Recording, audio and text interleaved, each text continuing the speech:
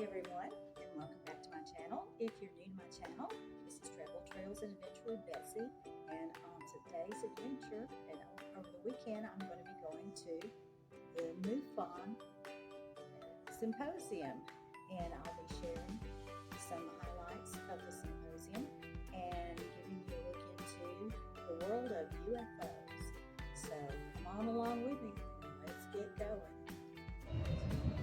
And I'm at the pool for a little while, just kind of hanging out here. Got to the conference a day early, and so enjoying this beautiful Denver weather. Let's look around so you can see a view of the pool.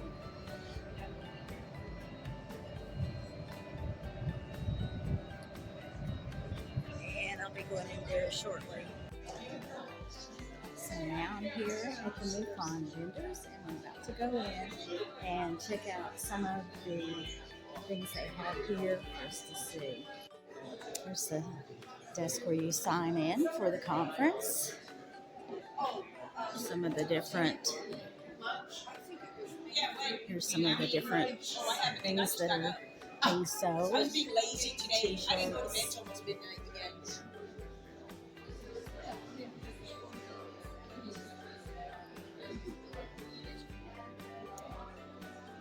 Various other things being sold. Some of these don't have people here. Books for sale. Store maintain your biofilm.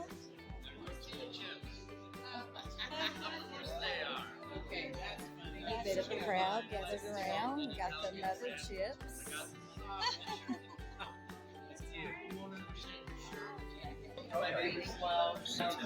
And Colorado Mufon's right here.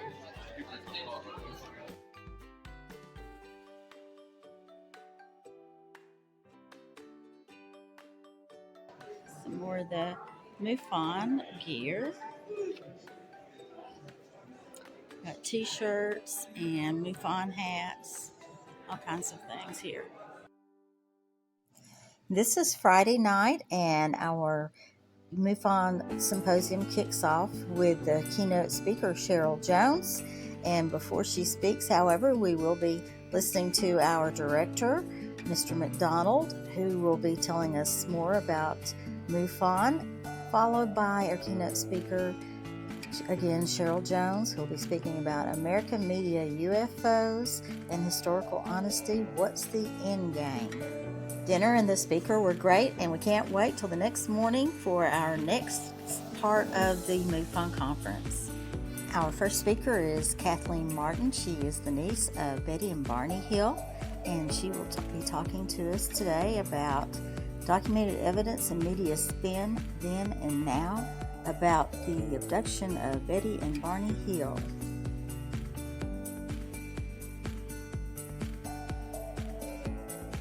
Our next speaker is Donald Schmidt, who will be speaking on media suppression of the reality of UFOs began at Roswell. And the next speaker is Peter Robbins, who speaks on the origins of UFO ridicule, how America's greatest newspaper helped perpetrate America's greatest deception. Two more speakers, and then we have Tom Reed. As a child, he and his family experienced a UFO event which has since been documented by the state of Massachusetts. Perhaps further clues can be found by examining one of the most well-documented cases on record. They pulled the police and they pulled the Army Reserve Air Base police. The incredible number of witnesses gave the Reed family's case an uncommonly high level of credibility. So much so that on November 3rd, 2015, Massachusetts Governor Charles D. Baker issued a citation which formally recognized that a verified UFO event had taken place, just as the Reed family had described. To date, no other alien encounter has received this kind of acknowledgement. Every year there are thousands of reports of UFO encounters. In fact, since 1950, there have been more than 100,000 reports The one that really sticks with me is the Reed family. First, the town entered it into its historical record, saying this event was real and it happened. Because not only did the Reeds report what happened to them, the whole town saw things happening in the sky. Then the state of Massachusetts enters it into its historical record. The governor signs a declaration that what happened in Sheffield was real, true, and part of the state's official history. Of course, there's the famous Reed incident. Yeah, I know. That's a true story, and I know Tom fairly well. The two crop circles that were in this one field, and then Tom did say they were all probably within a mile of each other. I actually have some photos. I'd like to see them. Absolutely. Oh, wow. Okay. These are bent over and not broken. Silence the environment. When we felt something, we were underwater here. Everything was amplified. I mean, it changed everything around us. And then all of a sudden, the car just got engulfed with light. We've had FBI agents in our house. And of course, there's the passing of my father.